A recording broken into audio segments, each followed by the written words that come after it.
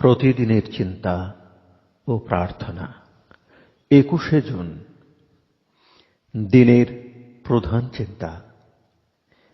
ক্ষীণ সূত্রের মতো সামান্য বিশ্বাসও এমন যে তাহা জাঁকজমক ভরা পার্থিব সম্পদের অনেক উপরে। মুখস্থ করা যায়। আনিলে গো তুমি মোরে এ জীবনের পরপারে, যেথায় পাপ পুণ্য ভালো মন্দ নিন্দা অপবাদ মিলিল সকলে এক মিলনের ডোরে।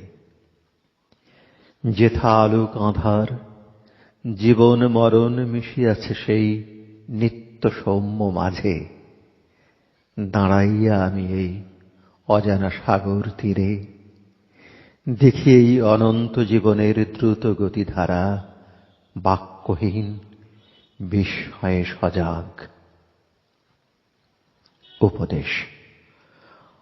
আলোর অভাবে আমরা সব জিনিস পরিষ্কার দেখিতে পাই না।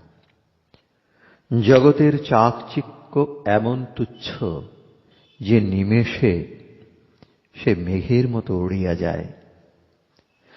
মানুষ তো নিজের শক্তিতে শক্তিমান নয়, কিন্তু যখন সে যিনি তাহার মাথার উপরে তাহার উপর নির্ভর করিতে শেখে, তখন তাহার সকল বিদ্রোহ মনের সকল যাতনা দূর হয়। আমরা যখন জীবনের প্রত্যেক ঘটনার মূল্য বুঝিতে পারি, তখন নূতন চোখ দিয়া সব দেখি। তখন আমাদের আধ্যাত্মিক দৃষ্টি খুলিয়াছে। সেই দৃষ্টি লাভ হইলেই আমরা ধৈর্য, সহিষ্ণুতা, সাহস লাভ করি। তখনই আমাদের সকল শক্তিকে ভগবানের দিকে চালিত করি। যে লোক দিব্যচক্ষুর সাহায্যে এই জগৎকে দেখিতেছে, তাহার কাছে অশুভ বা মন্দ বলিয়া কিছু নাই। আমরা নিজেরাই ক্ষমতার অপব্যবহার করিয়া অমঙ্গলের সৃষ্টি করি। প্রার্থনা। হে সর্বপরিবেষ্টনকারী দেবতা, তুমি সর্বজীবন দাতা। তুমিই বিরাজিত যাহা সে সকল, আবার যাহা অপ্রকাশিত তাহাও তুমি।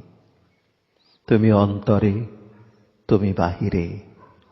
আমার হৃদয় মনকে ঊর্ধ্বে তুলিয়া ধরো, এবং তুমি যে সত্য তাহা আমাকে নূতন করিয়া বুঝিতে দাও।